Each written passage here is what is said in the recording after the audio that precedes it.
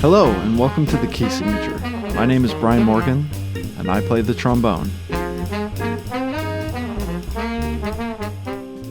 It started in 6th grade band in Beaverton, Oregon, where I grew up. On a whim, I was the only student in my beginning band class to choose to play the trombone. I took quickly to the brass instrument, which requires you to buzz your lips into a mouthpiece to produce sound. And band became one of the few subjects I could surpass my classmates. I began performing professionally in my late teens, an odd church gig here, a random Elks Club performance there. I always knew I wanted to try making a living out of it, but after struggling through school and odd jobs in my early 20s, I decided to take the plunge. For the last decade, through all its ups and downs, I've managed a professional career in music. What pushed me down this path? Who did I look up to for inspiration? Is my story similar to other artists I've worked with? How far back does this chain of influence go? How has past art shaped the future? And what is the impact of the local community in which artists are nurtured?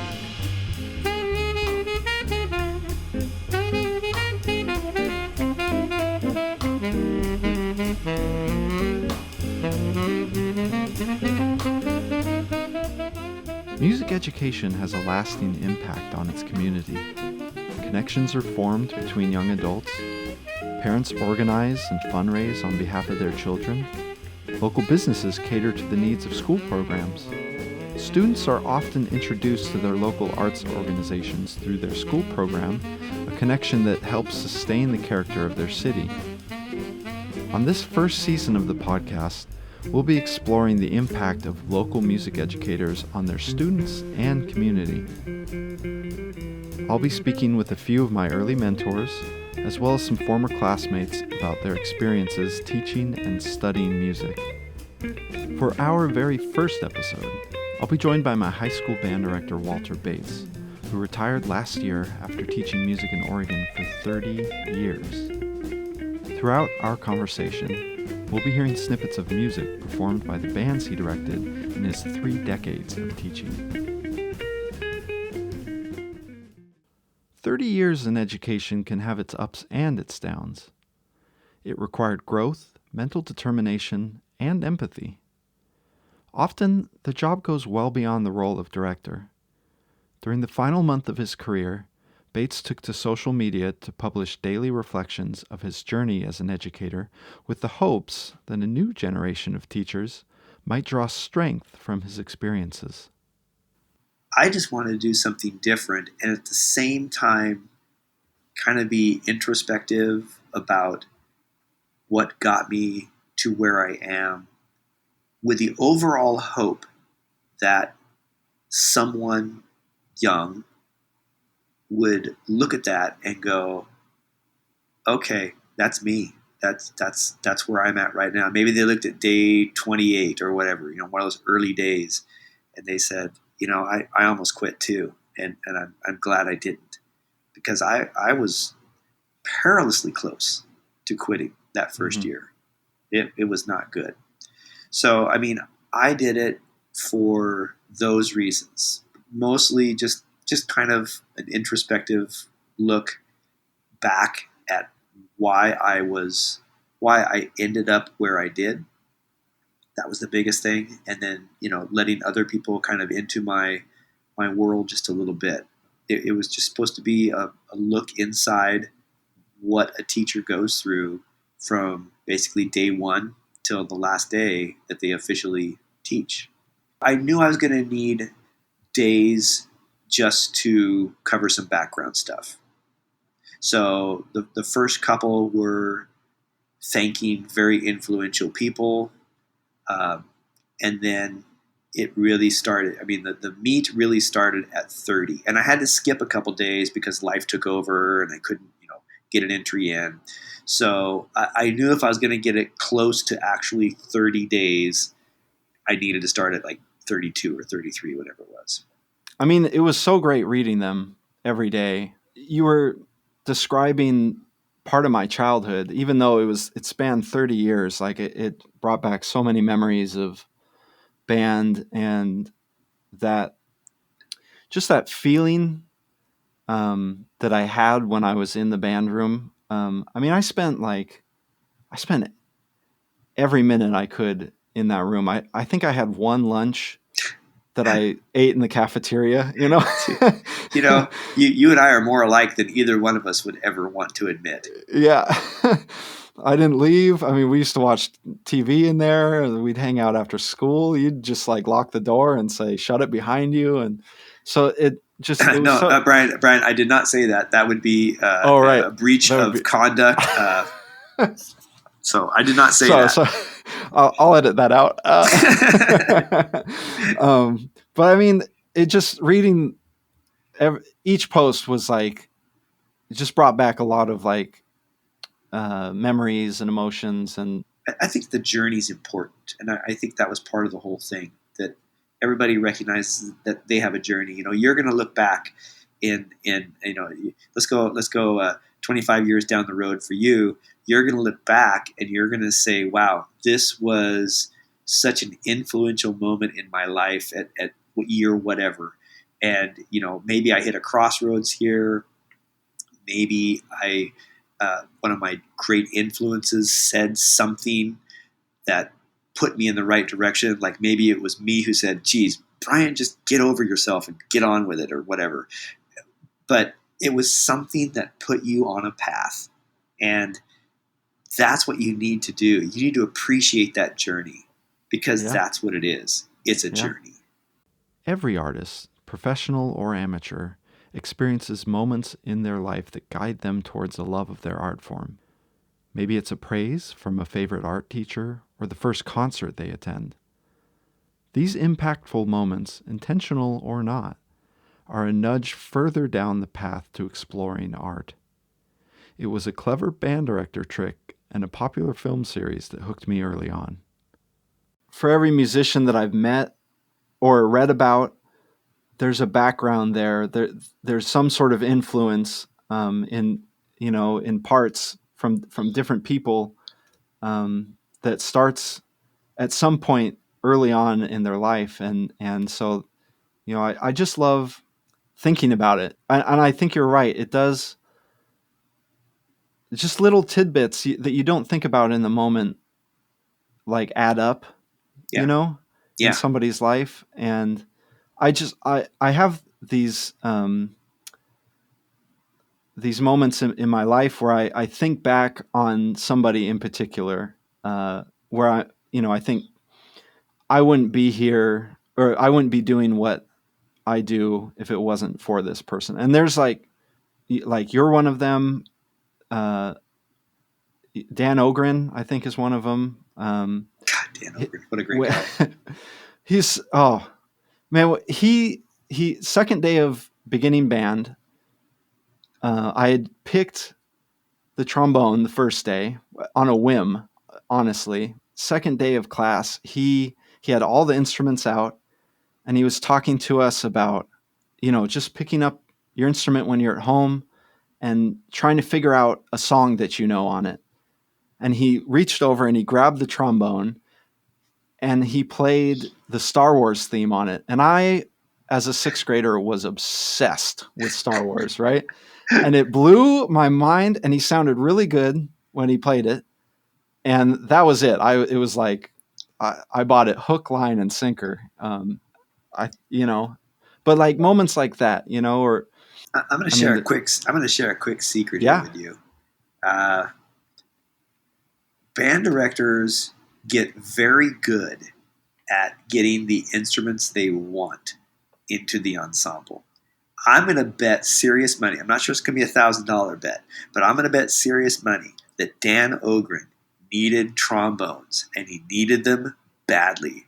What better way to get them and hook them than to play something ragingly popular? So, I mean, that is a classic band director trick, And when I was doing beginning band stuff, if I didn't want flutes, which I hardly ever did because there's always tons of them, I'd always play something simple and kind of boring as my demonstration. But if I wanted trumpets, I would always play something like Star Wars. And That's so man, I got interesting. trumpets to come out. I got duped as a sixth grader. What You is got this? duped. You got played. Well, you know, the funny thing, I think you're right, because his policy was that for the first semester, you had to play one of the 4 core instruments. Like, you had to play clarinet if you wanted to play saxophone. Right. You had to play trumpet or trombone if you wanted to play French horn. You know, and like flute was, it was like flute, clarinet, trumpet, trombone. Those were and maybe percussion. Yeah. I don't even think percussion, like that came later. Yeah, because everybody thinks they can play drums, but they can't. Yeah. But I remember I went to him midway through the year and I said, you know, I think I'd like to try French horn. Could I switch to French horn? And he laughed in my face. He said, absolutely not. You're the only one who can play trombone. You have to play trombone. Aha. And that was it, you know. And I was the only one that could make a sound, honestly, in my class. But see, so he now see now here we're talking that little bit of review and just a little information from me, and now you know how you ended up on trombone.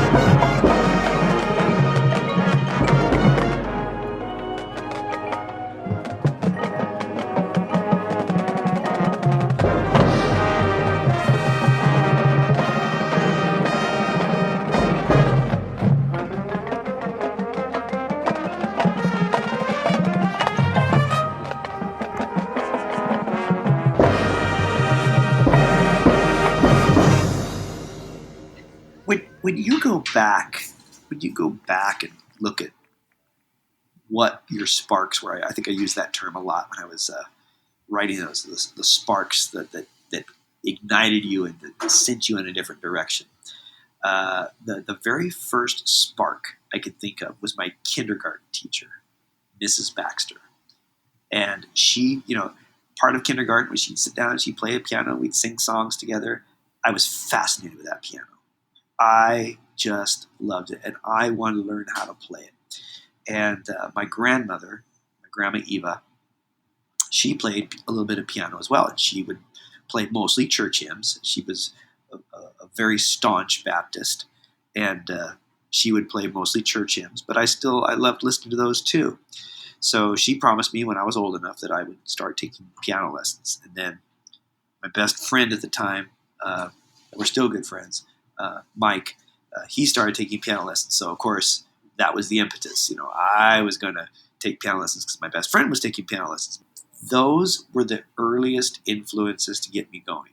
Now, no one else in my family is musical. My grandmother was the only musical person. Art is an outlet for all who study its many forms. For music students, the band room is where they feel most like themselves. My experience in Bates's program was one of community, humor, and comfort. I entered the school every morning and left every afternoon through the band room. It's where I ate all of my lunches.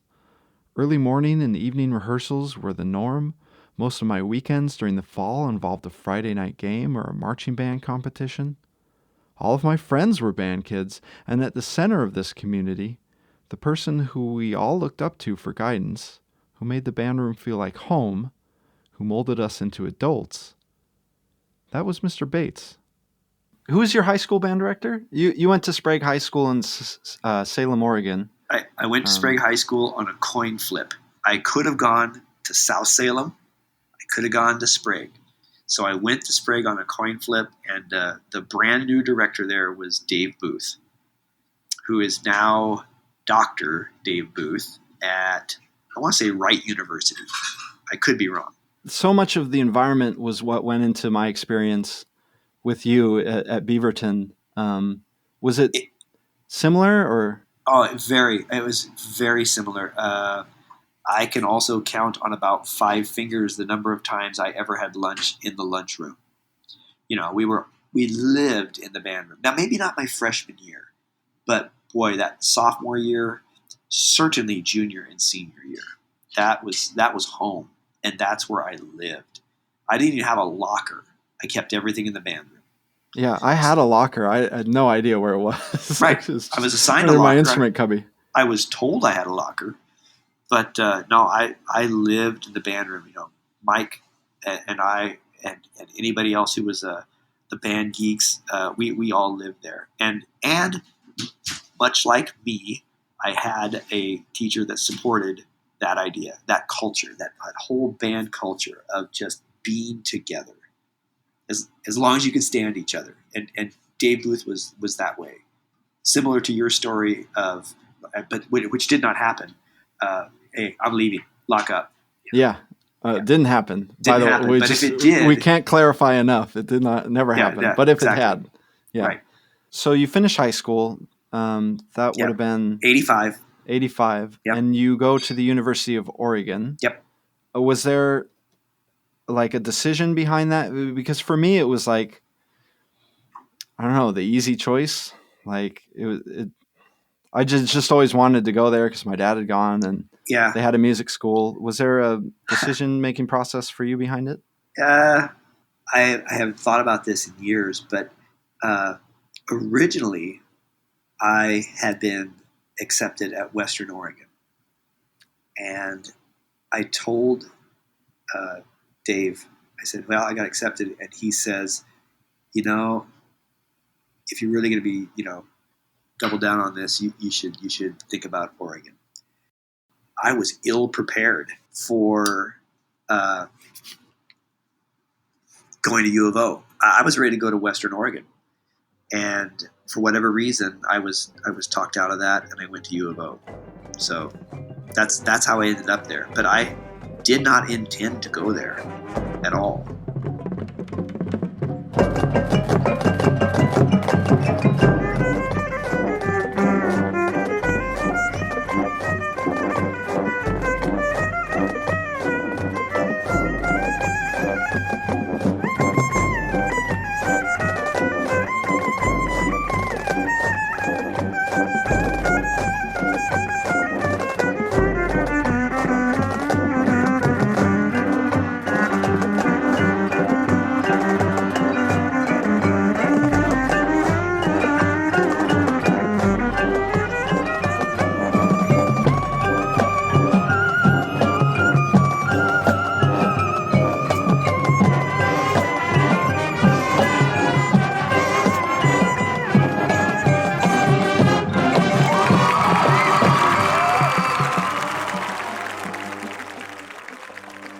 Often, these impactful moments are tough lessons to receive. Music has never been an easy profession to pursue, and that reality, by necessity, is made clear through music educators. True dedication to the craft is passed down generation to generation, teacher to student, through what Bates describes as brutal, honest truth. So you go to U of O. Who is your saxophone instructor there? It was J. Robert Moore. Okay. What were lessons like? I mean, had you taken private lessons before that, or? Nope. I hadn't taken a single private lesson other than piano in my life. It was, how do we say this gently? A learning curve, because I found out really fast how you were treated when you weren't prepared, and it was not cuddly, shall we say? It was brutal, honest truth, which in the end I came to respect, and which in the end I adopted in a slightly more gentle way when I had to admonish a student for whatever reason. Sometimes not so gentle, but I believe in the truth. I don't believe in the mollycoddling, or anything like that. I believe in being empathetic, sympathetic, but sometimes you just have to give the ugly truth. So that was an eye-opener for me. And not showing, I mean, look, college is about showing up prepared.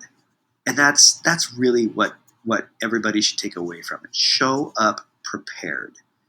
Because if you're not, you're going to remember that moment. And I remember every single moment that I did not show up prepared.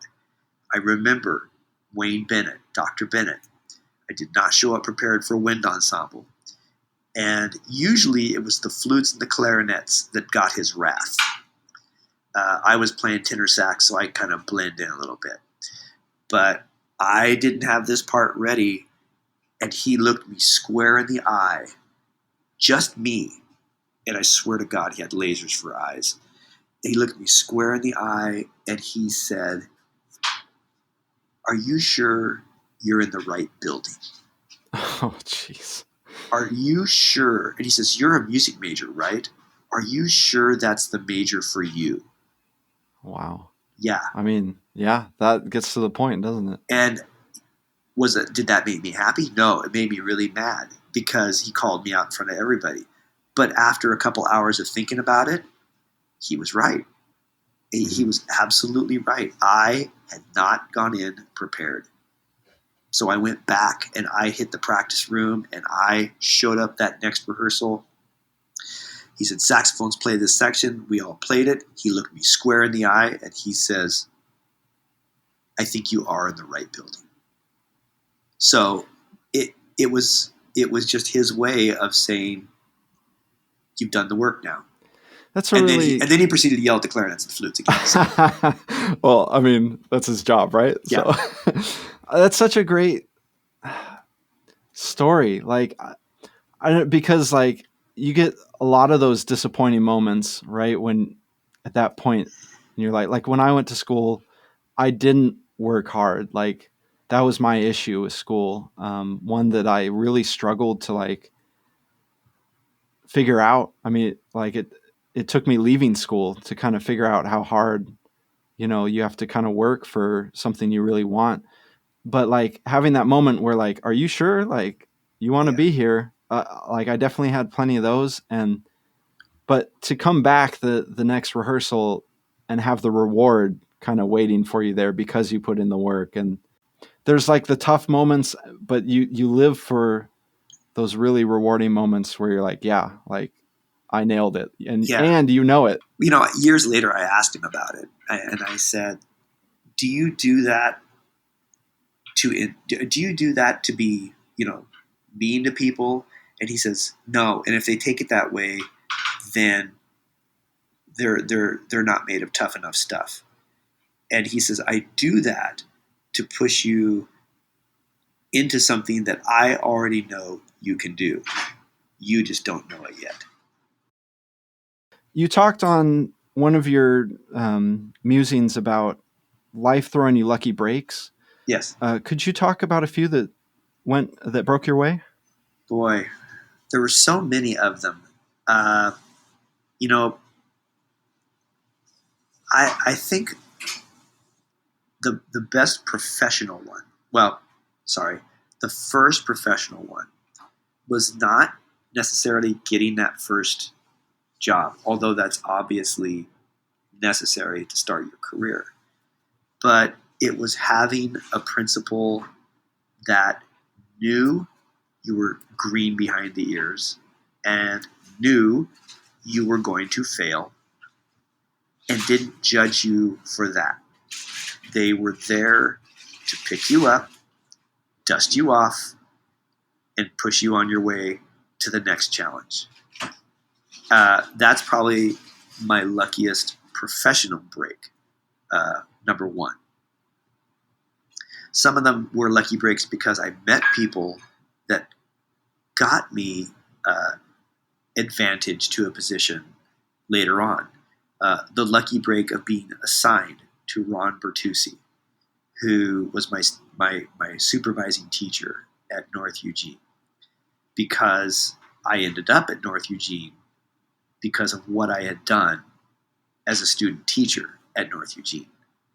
So I was thrilled to be able to look back on that and say, wow, that was really a lucky break. Because I wasn't even thinking about Ron Bertucci as someone who would be a supervising teacher for me.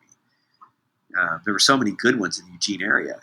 He didn't come onto my list, and not like I had a lot of choice. When you're student teaching, you could kind of ask around, but usually you get picked by somebody. So, there again, there's fate and luck. So that's probably a combination right there is the first thing to send you on your way, and then after that, you don't realize it's a lucky break until you're 10 years down the road and you look back and go, okay, well, that I don't know how that happened, but that was a lucky break. It was one of those, we talk about patterning yourself after a player.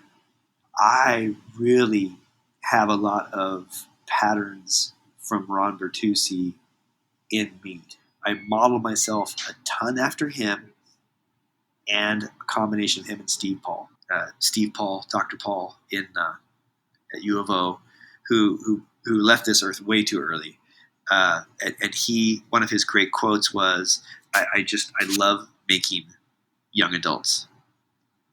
He was so good at that. And that's kind of what I wanted to do too. I had them younger than he did. He had them after, high school. But boy, I mean, I love seeing that happen.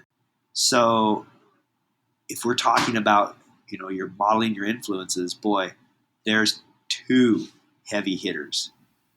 Bates's guidance often went beyond the study of music. Because he built trust with his students, they felt comfortable to come to him for advice on issues they felt they couldn't talk about with anyone else. A band director's influence goes beyond the music community. Young adults of all professions and walks of life emerge from the band room. For most students passing through the program, music was a much-needed retreat from the stresses of school, their social lives, or troubling situations at home. It was the joy that got you through the week, the month, the semester, through 4 years of school. I have a great quote, I think came from Steve Paul. It's something that came to mind in this moment. You're not making musicians here.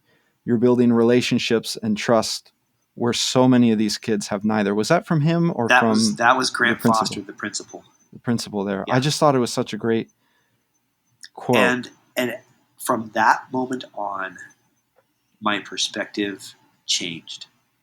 I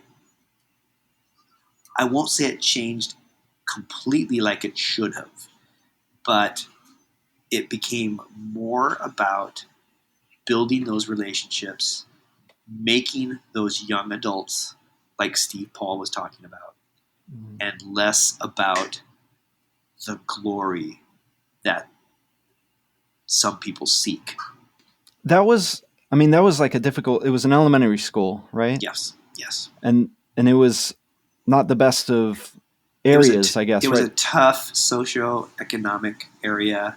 It was in the neighborhood where the prison families lived because they were closer to the prison to go visit. It was a tough area with tough kids.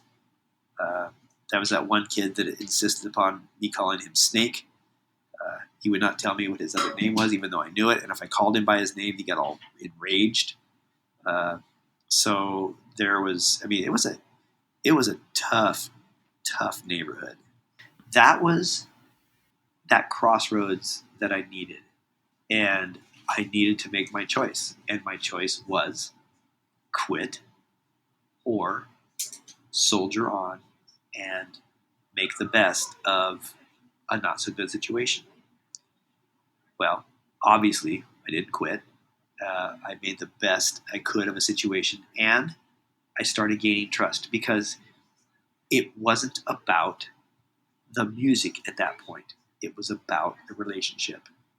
Yeah, I still had to infuse little, tidbits of music here and there, but I wasn't making studio musicians here. I was just trying to give kids a little bit of joy. And if I could sprinkle in some musical knowledge, even better. So that was a big change in my philosophy. The first year of teaching is obviously a defining year. And if you could make it through that first year with some success, I won't say survive, but with some success, you're probably going to go on for as long as you want.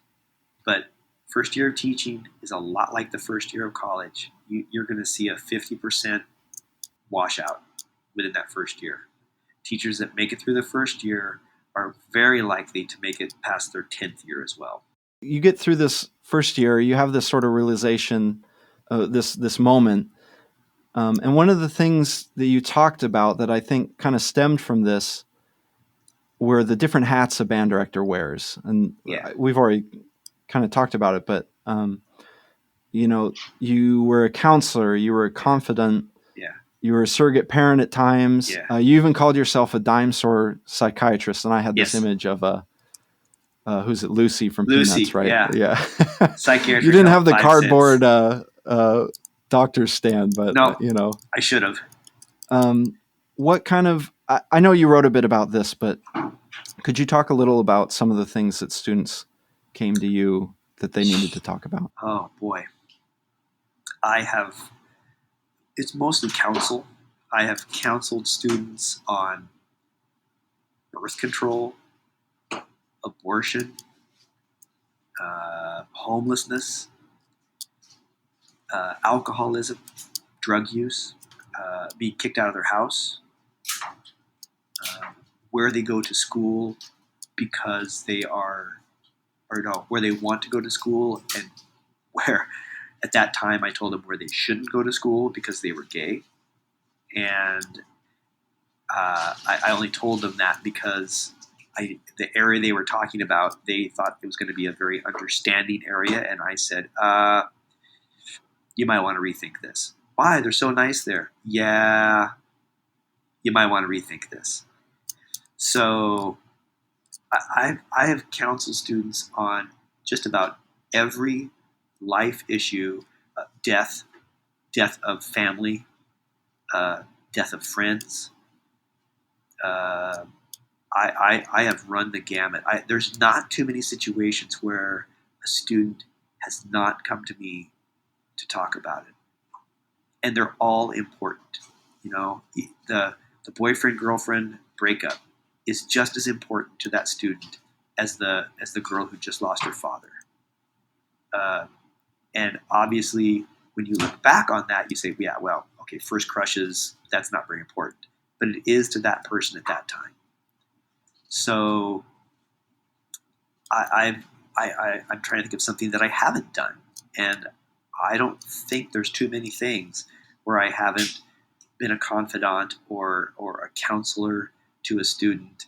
And that's, those are the big things. That there's all the little things about classes to take and schools to look at, and there's all that as well. So there are so many hats to be worn, but you have to wear them all.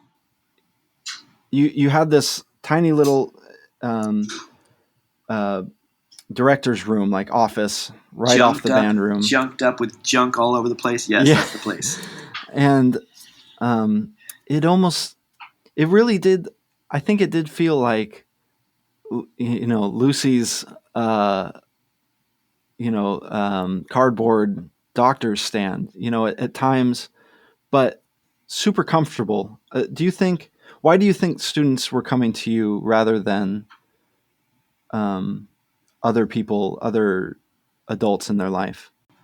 It feels kind of funny to say this, but for whatever reason, they found me to be very trustworthy. And they knew that I wasn't going to breach their secret to anyone. Now, under the law, there are certain things that I have to take forward. And I would always tell them, okay, if you tell me something, I'm going to keep it confidential unless the law says I have to bring it forward. And most of those things were like abuse things, which there were instances. And so I tried to make it very clear what I could keep confidential and what I had to pass along, still keeping it confidential, but what had to go beyond me. So I just think it was a matter of trust. And when you see someone who models themselves well and treats you fairly, you're going to get trust in that person. And as funny, I feel all weird saying that because it's kind of like I'm tooting my own horn. But I think that's the biggest factor, is that trust issue.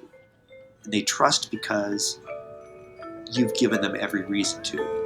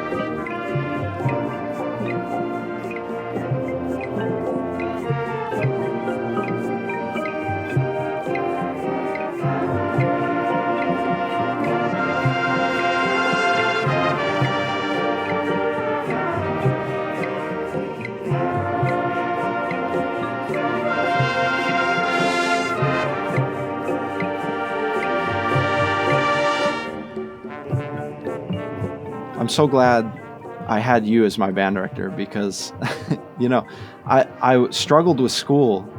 I think every year I was in it. I don't know. I needed you there to be able to tell me with pure honesty, like, hey, listen, dude, like, you have to pull it together because we need you here. It was like such an important lesson for me. I think. One line I used over and over again, you may have heard this line. It was like, hey, music is great, but you need a high school diploma. Yeah, I'm sure I heard it. So, because you're not going to go very far without one. And I gave that line more times than I care to think about. So the final year, this last year, obviously presented some challenges. I think that's safe to say. I imagine a global pandemic leading to remote schooling wasn't how you envisioned your final year. Would you say it was the most challenging year out of the 30? No, I think the most challenging was not last year, but the year before, when everything was normal until it wasn't. Mm-hmm. And no one knew what to do or how to do it. Each year was challenging, but the 2020 year, the end of the 2020 year, was such a mess. I mean, it made a dumpster fire look attractive. It really did. The year after that, this year we just finished, there was a lot of strangeness going on, but starting the year, I felt like I at least had my legs under me where I could deliver some content, deliver it effectively, get feedback, get results from the students, so I give them feedback, and I felt pretty good about that. Now, I wasn't moving at the regular pace, but I'd already resigned myself to thinking, well, that's not going to happen, so just, get over it. But when it went back to hybrid, that was probably the biggest waste of time ever. The only good thing about hybrid was the fact kids were getting back into the building and we could see each other again, but we couldn't see each other's, full face. It was through masks and protective equipment. And I would have rather stayed in remote learning the entire year because I was far more effective at that than I was at the hybrid method. When they said, okay, on March 12th, whatever it was, that was the last day with students. And they initially said, we're just going to stay off until spring break is done, and then we're going to come back. Well, then it drug on through April and May. And they said, well, we're just going to stay out. I mean, no one knew what was coming next. In our case, there was preciously little guidance. And we kind of were on our own to figure out what we should do. And I watched great teachers, master teachers, just embrace this as hard as they could and run with it, because that's what good teachers do. They take an adverse moment and try to turn it into whatever victory they can find. I saw some master teachers completely fold, and I couldn't believe the caliber of teacher that I saw just throw their hands up in the air and say, I give up. Wow. And that was so disappointing. COVID-19 closed the doors to the band room in his final year of teaching, but Bates still managed a send-off concert with current and former students submitting individual parts for an emotional video performance of Pierre Lehmann's March of the Belgian Paratroopers.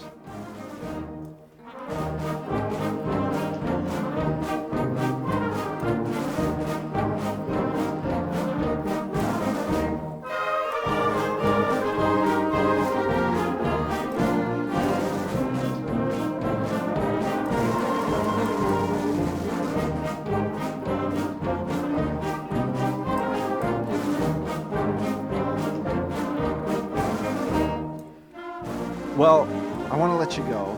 I want to end by saying I think you were doing something right, because I can think of 7 classmates. I counted the other day, 7 classmates from my years at Beaverton that are now performing at the professional level. But beyond music, many of your students have had success when they put their instruments into storage and head out into the world. What sort of life lessons are subtly being taught in band class? If there's one or two. We don't have that kind of time. Band is full of life lessons. The most important of which would probably be the responsibility that you need not only to yourself, but to all those around you and how they rely upon you. So that's a huge one. Managing your time, knowing that there are only 24 hours in a day and there are things that you need to do within those 24 hours. How are you going to divvy it up? I know you kind of, outed yourself as an example, so I will re-out you, which is, it was all about my music. It was all about, jazz and oh yeah, there's this other stuff over here like my math class. You've got to appreciate the fact that there's stuff that you don't want to do, but you have to do, and that's a big life lesson. There's always stuff that you don't want to do that you have to do. One of my favorite phrases that I stole from the show 24 is do what is necessary. Do what is necessary. And it's one of my unbustable phrases. And I've got about 3, and that's one of them. So those are the 2 biggest life lessons that I can take away from band itself. And knowing that not everything's going to go the way you want it to go. But then you find the path that fate kind of puts you on. Not that you put yourself on. You can put yourself on a good path or a bad path too. But just sometimes being quiet and listening to that little voice as it guides you down the right path, it nudges you. and then you end up where you're supposed to be.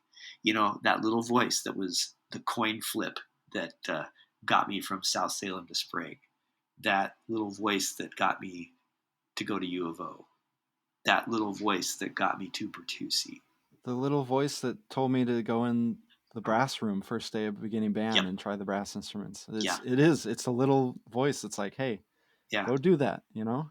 Yeah. You just got to be quiet and calm and listen to it, because there's all this, you know, mess going on in your head. You just have to be quiet, take a breath, and listen, and you'll know what to do. Well, thank you so much for hanging out and doing this. Oh, thank you, Brian. This has been fun. It's been a blast.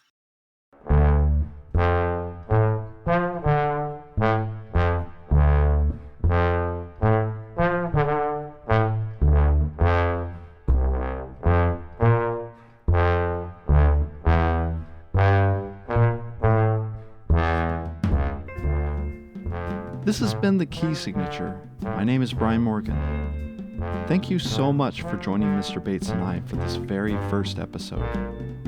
I hope you enjoyed listening as much as we enjoyed talking. The next episode will be featuring Michelle and Ben Medler, who founded and direct the Portland Youth Jazz Orchestra, an after-school program which has been molding young students in Portland, Oregon for over 20 years. If you are interested in hearing that and more episodes to come, please be sure to subscribe to the pod. I'll see you soon.